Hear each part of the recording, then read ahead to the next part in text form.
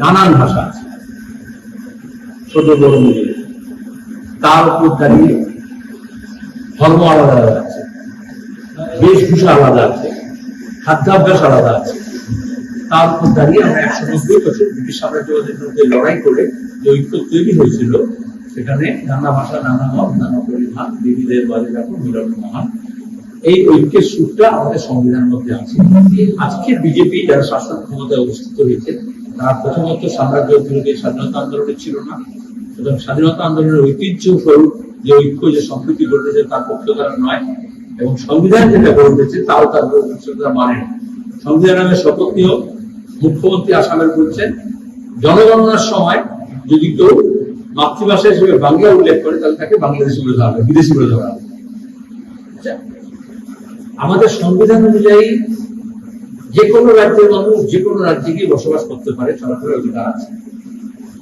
আসামে দেশভাগের আগে ব্রিটিশ সাম্রাজ্যের সময়, ব্রিটিশ শাসনের সময় বাংলা ভাষায় অধ্যুষিত এলাকা আসামের মধ্যে অন্তর্ভুক্ত হয়েছে। সেটি ওখানে ভাষা আন্দোলন হচ্ছে কাছাড়ে, বরাকভেলে, এবং ওখানে মানুষের ঐক্য এবং সংস্কৃতির জন্য এটা স্বীকার করে দিতে হবে। আদিবাসী, তপশিলি, সংখ্যালঘু, নানান জনগোষ্ঠী, জাতিগোষ্ঠী আছে মানুষ। অসমীয়া মানুষ তো আছে, তারপর অন্যান্য ভাষাভাষী মানুষ আছে। উত্তর পূর্ব ভারতের যেহেতু কেন্দ্র, সেখানে আরো যে 6জন রাজ্য আছে, সেখানকার মানুষ এখানে বসবাস করছে। আমাদের যে বড় বড় শহরগুলো গড়ে উঠেছে, সেগুলো কসমোপলিটন, ওর একটি নির্দিষ্ট ভাষার লোক নেই। তাহলে ভাষাকে কেন্দ্র করে তারা এই যে বিভাজনের রাজনীতি করছে, এটা আগে ধর্মের নামে করেছে, মন্দির মসজিদের নামে করেছে। আমরা তখন থেকে বলছিলাম এই বিভাজনের রাজনীতি, এটা একটা রাজনৈতিক দর্শন, যেখানে জনসংখ্যা সমুদায়কে ভাগ করা হয়। এটা আমার মতো নয়, আমার মতো আমার ভাষা বলে না, আমার মতো খাদ্যাভ্যাস নেই, আমার মতো পোশাক নেই, আমার মতো চেহারা নয়, আমার মতো গায়ের রং নয়। এটা এক রকমের বর্ণ বিদ্বেষবাদ, যেখানে পৃথিবীব্যাপী আমরা দেখেছি আফ্রিকায়, আমেরিকায় একরকম সাদা কালোর মধ্যে রং ভেদ করা হয়। দক্ষিণপন্থীরা এটা করে, যখন জনগণের উপর আর্থিক বোঝা চাপিয়ে দেয়, জিনিসপত্রের দাম বাড়ে, বেকারি বাড়ছে, সংকট হচ্ছে, যখন কর্পোরেট কিছু পুঁজিপতির হাতে অসংখ্য মুনাফা জমা হচ্ছে, মুনাফা পাহাড় জমা হচ্ছে, তাদের সাথে যখন আমাদের ব্যাংক, বীমা, পোস্ট অফিস এসব বেসরকারীকরণ করে, যখন আমাদের খনি, আমাদের জলা, আমাদের চর, আমাদের ঝর্ণা, আমাদের পাহাড়, আমাদের টিলা, এই সবগুলো যখন তারা কুক্ষিগত করার চেষ্টা করে, তখন মানুষকে ভাগ করার জন্য এই ধরনের বিভাজনের রাজনীতি, এটাই দক্ষিণপন্থী রাজনীতি। আমরা দক্ষিণপন্থীর বিরুদ্ধে প্রথম থেকে বলি, দক্ষিণপন্থী রাজনীতি, এবং তার সঙ্গে দাঁড়িয়ে হচ্ছে এই ধর্মনিরপেক্ষতা রক্ষা করা এবং যুক্তরাষ্ট্রের কাঠামো রক্ষা করা একটা বড় চ্যালেঞ্জ। আবার কেউ কেউ ধর্মের নামে ভাগ করছে, আবার ভাষার নামে বলছে লড়াই করবো। কেউ কেউ ভাষার নামে করছে, আবার ধর্মের নামে একটু মন্দির মসজিদ গড়ে তুলে যাচ্ছি, দীঘার জগন্নাথ মন্দির করে দিচ্ছি, হচ্ছে রাম মন্দির করে দিচ্ছি। এর হচ্ছে এক রকমের রাজনীতি। যখন মানুষের সংকট হচ্ছে, 100 দিনের কাজের টাকা নেই, 100 দিনের কাজ নেই, হাইকোর্ট যখন বলেছে 100 দিনের কাজ রাস্তা শুরু করতে হবে, তখন মালদা মতো জেলা, যেখানে একেবারে ভীষণভাবে দুর্নীতি হয়েছে 100 দিনের কাজ নিয়ে, সেখানে কেন্দ্র সরকার কোনো ব্যবস্থা নেই, দুর্নীতিগ্রস্তদের বিরুদ্ধে কোনো ব্যবস্থা নেই। আইনে আছে যে তোমাকে প্রথমে লেখা আছে, ওই আইন যখন মনমোহন সিং এর সরকার আমরা সমর্থন করেছিলাম, তখন 100 দিনের কাজে আইন তৈরি হয়েছিল। সেখানে স্পষ্ট লেখা আছে সরকার টাকা বন্ধ করতে পারে কেন্দ্রীয় সরকার, কিন্তু তার আগে টাকা যদি নয়ছয় করে, দুর্নীতি হয়, তার বিরুদ্ধে উপযুক্ত ব্যবস্থা নিতে হবে, আইনি ব্যবস্থা নিতে হবে। সে ব্যবস্থা নেয়নি, তো টাকা বন্ধ করবে। আর তৃণমূল কংগ্রেস অনেক নাটক করেছে, ভোট করেছে, কি করেছে, কিন্তু কাজ বন্ধ হয়ে যাচ্ছে। জব কার্ড যাদের হওয়ার কথা, তাদের জব কার্ডের নাম কেটে দিচ্ছে, যাদের জব কার্ড আছে তাদের কাজ পাচ্ছে না, যারা কাজ করেছিল তারা টাকা পাচ্ছে না। আর এই জেলায় তো আমরা একেবারে দুর্নীতি হাতে নাতে ধরেছি, আরো তথ্য আমরা সকল যোগ করছি। সেটা নিয়ে আমাদের গোটা দেশে যখন লড়াই হবে, তখন ওরা মানুষকে ভাগ করছে। লড়াই মানে হয় এক কথা, যখন গোটা দেশে সাধারণ ধর্ম করলো, তখন কে কোন প্রদেশের কার কি ভাষা, কার কি ধর্ম নয়, সব এক কাট্টা হয়েছে সরকারের নীতির বিরুদ্ধে লড়ে। তখন দেখা গেল বিজেপির জন্য এক কাট্টা হয়ে গেল। বিজেপির কেন্দ্রীয় সরকারের নীতির বিরুদ্ধে এবং ধর্মের টাকা হচ্ছে, তখন সবচেয়ে বেশি তৃণমূলের পুলিশ এবং রাজ্য সরকার এবং মমতা ব্যানার্জির দল তারা বেশি সক্রিয় হয়ে গেছে। তাহলে নীতিগত প্রশ্নে ওদের মধ্যে কোনো তফাৎ নেই। আর এখন এই যে ভাগ করার রাজনীতি হচ্ছে, পশ্চিমবঙ্গ ক্ষতিগ্রস্ত হচ্ছে। আসামের মুখ্যমন্ত্রী কথা বলতে পারলেন, কারণ আসামের মানুষকে আগে অসমীয়া এবং ভাষী এবং বাংলাভাষী তার সঙ্গে হিন্দু মুসলমান করে ভাগ করা হয়েছে। এখন বাংলাদেশি তকমা দিয়ে আরো ভাগ করা হচ্ছে। কিন্তু মানুষ যখন ভাগ হয়ে যায় তখন শাসক দল নিজের যে ইচ্ছা সেটাকে চাপিয়ে দেয়। বিহারে আমরা দেখছি নির্বাচনের আগে স্পেশাল সামারি ইন্টেন্সিভ ডিভিশন এর নাম করে বলছে এত লোক বাদ দেবো, অত লোক বাদ দেবো। আচ্ছা, ভোটাধিকার থেকে বঞ্চিত করা হচ্ছে। আসামে এইভাবেই করা হয়েছে। এনআরসি সিএ করার আগে ডি ভোটার করা হয়েছে, ভোটার লিস্টের নামে ডি লাগিয়ে দেওয়া হয়েছে ডাউটফুল, তারপরে ডিটেনশন। আমাদের ডাউটফুলটা আমাদের রাজ্যের ভোটার লিস্টে সবচেয়ে প্রথম শুরু করেছিলেন মমতা ব্যানার্জি। এই যে 21শে জুলাই এত বড় করে ফাঁদে এটাই বলেছিলেন যে ভোটার সচিত্র কার্ড দিতে হবে বলে মহাপ্রণ অভিযান করেছেন। দাবিটা করার কথা ইলেকশন কমিশনের কাছে, কারণ বলেছিলেন ভোটার লিস্টে অনেক নাম আছে বাংলাদেশি বিদেশি। 2006 সালের আগে যখন উনি এনডিএর সঙ্গে ছিলেন, রাজবাড়ী বাজপেয়ীর সঙ্গে ছিলেন, তখন পার্লামেন্টে এই ভোটার লিস্ট ছুড়ে মেরেছিলেন যে এটাতে অনেক বাংলাদেশি নাম আছে।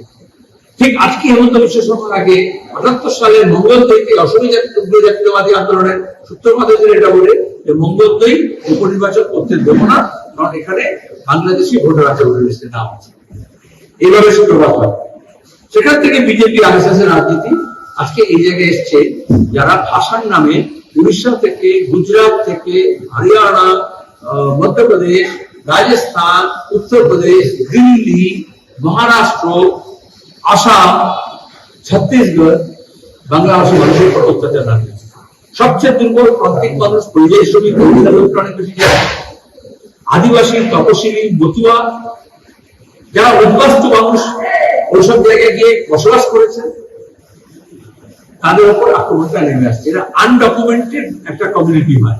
মধ্যবিত্ত মানুষজন পাস করেছে, সার্টিফিকেট আছে, বার্থ রেজিস্ট্রেশন আছে, কিন্তু একটা বড় অংশের প্রান্তিক মানুষ তার ঠিকানাই থাকে না, তার ডকুমেন্টেশন থাকে। আজকে তাদের উপর আক্রমণ নামে আনছে, কেউই বাদ যাবে না। সেজন্য আমাদের কাছে এই লড়াই আমরা গোটা রাজ্য জুড়ে করছি, এবং দেশের যে প্রান্তে যেখানে আক্রান্ত হচ্ছে সেখানে আমাদের পার্টি কর্মীরা, ট্রেড ইউনিয়ন কর্মী, পরিযায়ী শ্রমিকের সংগঠন তারা পাশে দাঁড়াচ্ছে। আর যে যাদের উপর আক্রমণ হচ্ছে, অনেক এরকম আছে এদেশের নাগরিক, এই জেলার নাগরিক, পাশে মুর্শিদাবাদের নাগরিক, দিনাজপুরের নাগরিক, তাদেরকে পাঠিয়ে দেওয়া হয়েছে। কোন ডকুমেন্ট দেখার চেষ্টা করছে না, এবং বাংলাদেশ থেকে আবার ফেরত পাঠাচ্ছে। এই যে বাংলাভাষী মানুষকে নিয়ে চালাচ্ছে, এটা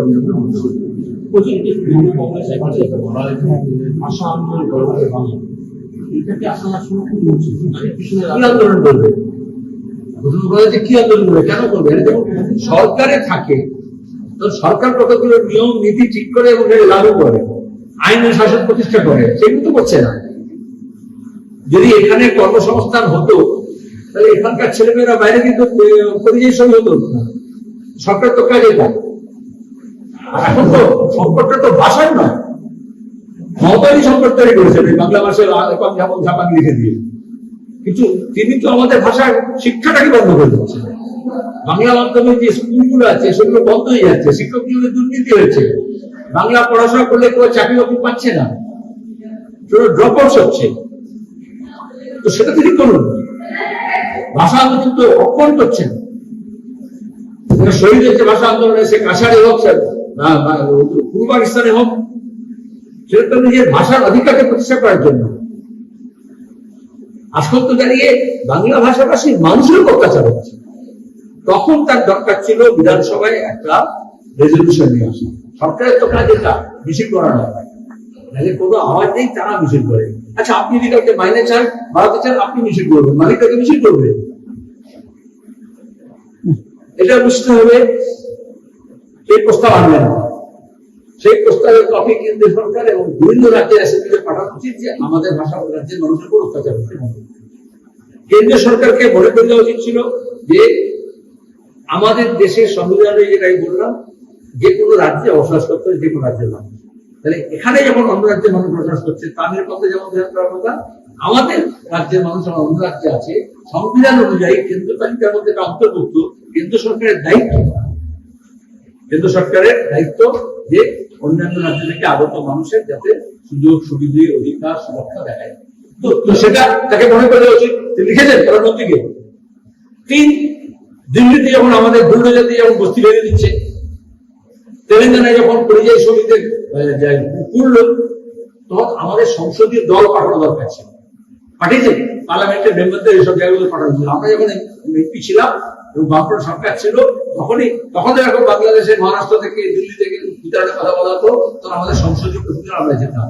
আর দিল্লিতে একটা অফিসার থাকে রেসিডেন্ট কমিশনার, সে যদি মুখ্যমন্ত্রীকে কি খাওয়া দাওয়া করবে, কবে আসবে, যাবে, সে করবে। সেই রেসিডেন্ট কমিশনার উচিত ছিল দিল্লিতে সব দেশের রাজ্যের রেসিডেন্ট কমিশনার আছে, তাদেরকে যেমন অ্যাম্বাসেডার থাকে বিভিন্ন দেশে, ওটা রেসিডেন্ট কমিশনারকে করা হবে যে আমাদের রোগীর উপর অত্যাচার কেন হচ্ছে বলে। আর জেলা ডিএম তরফ থেকে সেই ডিস্ট্রিক্ট ডিএম কে চিঠি লেখা যে আমার জেলার এই তোমার গিয়ে হরিরামপুরের হোক বা তোমার গিয়ে হরিশ্চন্দ্রপুরের হোক বা হরিয়ারপাড়ার হোক, এদেরকে উপর অত্যাচার হচ্ছে, তুমি বন্ধ করেনি। প্রশাসনের কাজ তিনি করছেন।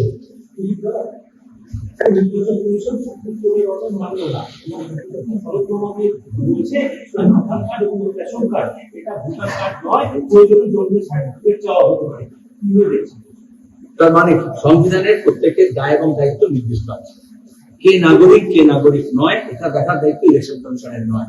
ইলেকশন কমিশন কাজ হচ্ছে নির্ভুল ভোটার তালিকা প্রকাশ করা এবং সুষ্ঠুভাবে নির্বাচন পরিচালনা করা এবং শান্তিপূর্ণভাবে মানুষ ভোট দিয়ে তার ব্যবস্থা করা। ঠিক আছে, রাখছে এই তোমার ফোন হলো 22 তারিখে রেজাল্টের দিনে কি করেছে ইলেকশন কমিশন?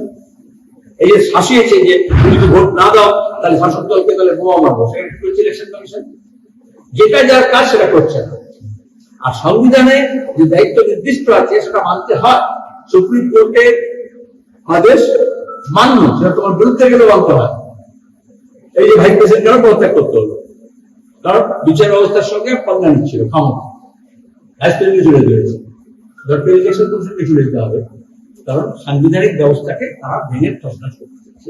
বিজেপি ইলেকশন কমিশনকে যেমন রাজ্য নির্বাচন কমিশনকে মমতা ব্যানার্জি নিয়ম ব্যবহার করেছে, এবং কেন্দ্রীয় নির্বাচন কমিশনকে বিজেপি ব্যবহার করছে নিজের স্বার্থে। দাদা, বিহারের 73 লাখ ভোটার লিস্ট থেকে 73 লাখ ভোটার লিস্ট থেকে নাম বাদ হয়েছে। কি বলছে বিহার কমিশন? প্রথম কথা হচ্ছে সবে ফর্ম জমা হয়েছে, সেই ফর্মগুলো পরীক্ষা হবে, তারপর রিপোর্ট বার করবে। মিডিয়া থেকে একটা ভয়ের কথা তৈরি করা হচ্ছে। তাকে মুখ্যমন্ত্রী বলেছেন 40 লক্ষ, বলেননি 46 লক্ষ, আর তুমি 76 লক্ষ বলছো। বিজেপি বলে 4 কোটি 2 কোটি, এরকম করে সংখ্যা বলে। যে দেশে 2021 সালে জনগণনা হওয়ার কথা ছিল, জনগণনাই হলো না, তার মধ্যে বলে যাচ্ছে এত হিন্দু এত মুসলমান, সংখ্যা নেই। আর এখন ফর্ম ফিল আপ করা হয়েছে, ইলেকশন কমিশন সেই ফর্ম গুলো ফিল আপ করে তারপরে ফ্রেশ ভোটার লিস্ট বার করবে। আদৌ যদি করে তখন সংখ্যাটা জানা যাবে। তোমাদের কাছে তো ভাই ওরকম বিজেপি দ্বারা পরিবেশিত তথ্য নিয়ে ধৈর্য করবো না। এরকম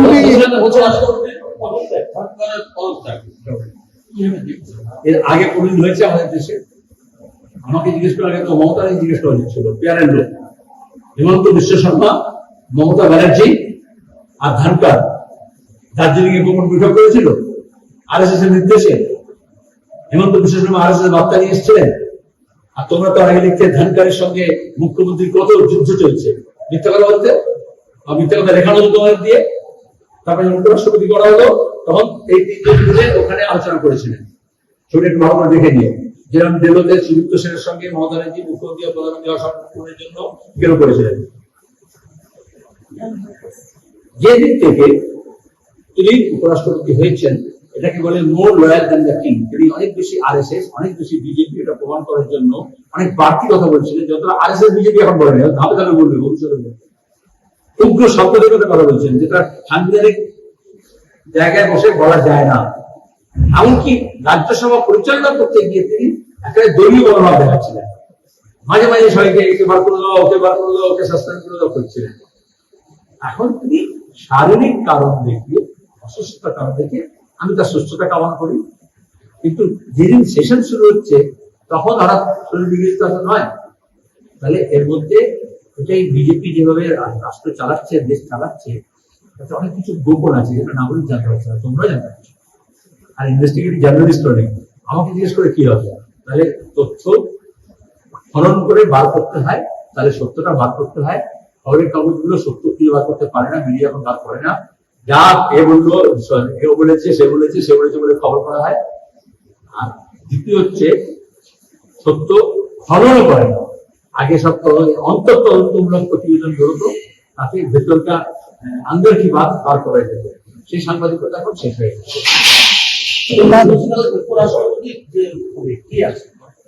যাওয়াই জিজ্ঞেস করছি না, সাংবাদিকদের কাজ ভেতর খবর দেওয়া করা।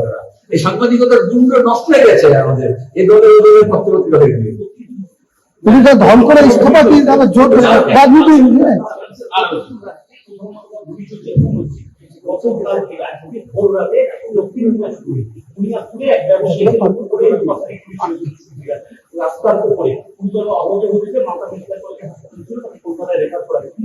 মমতা ব্যানার্জি বলুক যে আমি কোনো রাস্তা নামবো, এটা তো আমার সমস্যা।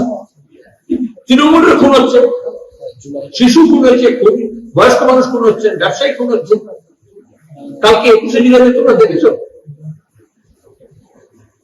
এই মালদারে একজন যার স্বামী খুন হয়েছে, সেও গেছে, যারা খুন করেছে তারা গেছে। এরকম একটা দল তৈরি করলে খুনোখুনি বাড়বে এবং আইন শৃঙ্খলা ভেঙে পড়ছে, আইনের শাসন নেই। আর পুলিশের কাজ হচ্ছে সরকারি দলের তাবেদারি করা। এই দক্ষিণ দিনাজপুরে ধর্মঘটে যখন নেমেছে তাদের উপর আক্রমণ করেছে, মাজিদুর রহমানকে চড় মেরেছে। আমরা হাইকোর্টে এনেছি আমরা কথা বিষয়টাকে, তখন পুলিশ সক্রিয়। অর্থাৎ যখন ধর্ষণ হচ্ছে, যখন খুন হচ্ছে, যখন দাঙ্গা হচ্ছে, তখন পুলিশকে দেখা যাচ্ছে। অর্থাৎ যখন ধর্ষণ হচ্ছে, যখন খুন হচ্ছে, যখন দাঙ্গা হচ্ছে, তখন পুলিশকে দেখা যাচ্ছে। যারা নাগরিকতার নাম করে কার্ড করিয়ে শান্তনু ঠাকুর টাকা তুলেছেন, এই অভিযোগ করেছে মমতাওয়ালা ঠাকুর। প্রেস কনফারেন্স হয়েছে, বলেছে এসেছিল এবং এখানে দাঁড়িয়ে বিজেপি তৃণমূল তারা দুজনেই মতুয়াদেরকে বুঝিয়েছিল যে আমরা কার্ড দিয়ে দেবো, আমাদের স্মরণে এসো, আমরা তোমাকে নাগরিকতা দেবো। কিন্তু এখন সবচেয়ে বেশি বিপদে এই মতুয়া মানুষগুলো পড়েছে, সরল মনা মানুষ, কিন্তু তাদেরকে বিজেপি ধোঁকা দিয়েছে। আর মহারাষ্ট্রে যাদেরকে গ্রেপ্তার করে বাংলাদেশি বলা হচ্ছে, জেল দেওয়া হয়েছে, তাদের সবার কাছে এই মতুয়ার কার্ড ছিল, মতুয়া মহাসংঘে শান্তনু ঠাকুর করতে হয়। আর এখন তো তোমার কি মমতা ঠাকুর অভিযোগ করেছে এটা টাকার বিনিময়ে সব কার্ড দেওয়া হয়েছে। আসলে তৃণমূল যে একটা দুর্নীতি চক্র ভেবেছে, তার সঙ্গে বিজেপি তার বাইরে নয়, এই তৃণমূল থেকেই তো সব বিজেপি হয়েছে। এসএসসি পরীক্ষার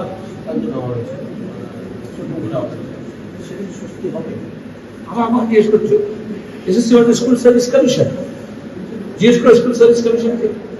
স্কুল সার্ভিস কমিশন তৈরি করেছিল মমতা ব্যানার্জি, তৃণমূল কংগ্রেস, তার শিক্ষা দপ্তর, তাকে জিজ্ঞেস করো কত অপদার্থ। 26,000 জনের চাকরি গেছে, একটা সুষ্ঠু পরীক্ষা নিতে পারে না, টাকা নিলাম করে বিক্রি করেছে, কিনেছে। আর তারপরে ইডিসি কত অপদার্থ যে তদন্ত করে এখনো পর্যন্ত হদিশ করতে পারছে না যে কে কাকে টাকা দিল, টাকাগুলো কোথায় গেল, সব টাকা উদ্ধার হলো না কেন। দাদা একটা লাস্ট আপনি প্রথমে বললেন যে 26-এর নির্বাচনকে সামনে রেখে প্রযুক্তিগত কিভাবে প্রযুক্তিগত হয়েছে বা কি ধরনের আপনাদের তোমরা এখানে যে বুক রেখেছো এর মধ্যে কর্ডলেস আছে, এটা প্রযুক্তি। এই আমি তোমার কথা বললাম, তুমি নোট করছো, এটা আগের প্রযুক্তি। আর অনেকে মোবাইলে রেকর্ড করছে, এটা হচ্ছে নতুন প্রযুক্তি। তাহলে ধাপে ধাপে নতুন নতুন প্রযুক্তি ব্যবহৃত হচ্ছে। অন্য দলগুলো কি করে, বিভিন্ন কোম্পানিকে, দেশি বিদেশি কোম্পানিকে নিয়োগ করে, কোটি কোটি টাকা খরচা করে। আমরা আমাদের ছাত্র যুবক, আমাদের অল্পবয়সী ছেলে মেয়ে, আমাদের যারা শিক্ষক, আমাদের যারা এই ধরনের আইটি সেক্টরে কাজ করে, কম্পিউটার যারা ছেলেপুলে আছে, তাদেরকে আমরা ট্রেনিং দিয়ে এই ধরনের প্রকৌশলগুলো সম্পর্কে ওয়াকিবহাল করি এবং তাকে কাজে লাগানোর চেষ্টা করি। সেসব ব্যাপারে ওয়ার্কশপ হচ্ছে এবং তার এটা আমরা নিজস্ব করছি। কতটা করছি বুঝতে পারছি, মমতা ব্যানার্জি চিৎকার করছেন সোশ্যাল মিডিয়ায় সিপিএম কোটি কোটি টাকা খরচা করছে, এই এখান থেকে মনে হচ্ছে কোটি কোটি টাকা খরচা করছে আমার মামলাতে। আমরা এসব বলেছি দুটো কম্পিউটার নিয়ে যাতে ছেলেকে নিয়ে কিভাবে পরিস্থিতি ব্যবহার করতে হবে সেটা আমরা শেখাবো। দাদা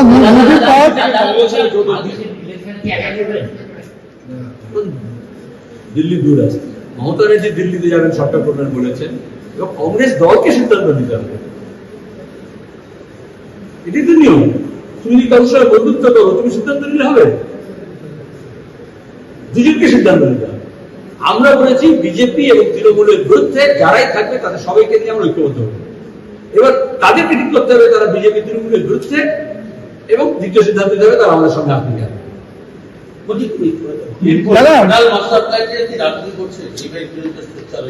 সবাই করছে, মাস্টার প্ল্যান না মাস্টার স্ট্রোক, দুটো ভোটে তো অভিষেক আর মমতার দেবের ছবি লাগিয়ে দিয়ে ভোট দিতে গেল, এখন ভাবুক পাচ্ছে গত 2 সপ্তাহ ধরে 3 সপ্তাহ ধরে ঘাটাল ঢুকছে, তখন সরকারের কোনো দেখা নেই। এবং সেখানে কেন্দ্র সরকার এবং রাজ্য সরকার উভয়ই ব্যর্থ, কারণ যেভাবে আমাদের সেচের পরিকল্পনায়, যেভাবে আমাদের ড্যামের পরিকল্পনায়, যেভাবে জল ছাড়ে এবং যেভাবে ওই ঘাটাল ময়না বেসিনে ওখানে যেভাবে বন্যা প্রতিরোধের জন্য যে ব্যবস্থা করা উচিত আজ পর্যন্ত সেটা করা হয়নি। এখনো ঘাটাল মাস্টার প্ল্যানের নামে একটা দুর্নীতি হয়েছে, যেমন দেউচা-পাচামিয়ার দুর্নীতি যে ফাঁস করেছে, এটাও করবো। আসলে কিছু বুলডোজার দিয়ে, কিছু পেলোডার দিয়ে, কিছু মাটি কেটে মাটির ব্যবসা করা হচ্ছে, তাতে আরো বেশি অপব্যয় করা হচ্ছে, তাতে আরো বেশি দাদা বলছেন, দাদা একটা আমার প্রশ্ন বাংলা ভাষা কি আছে। সত্যি বিপন্ন? আরো একটি ভাষা আন্দোলন কি জরুরি, না এটা রাজনীতি করা হচ্ছে? বাংলা ভাষা গোটা বিশ্বে প্রায় সব দেশে বাংলাভাষী মানুষ আছে। এশিয়ায় প্রথম নোবেল পুরস্কার পায় বাংলা ভাষায় কবি বিশ্বকবি রবীন্দ্রনাথ ঠাকুর। দুটো দেশের জাতীয় সঙ্গীত লেখা হয়েছে বাংলা ভাষায়। আমাদের দেশের জাতীয় সঙ্গীতের সঙ্গে একসাথে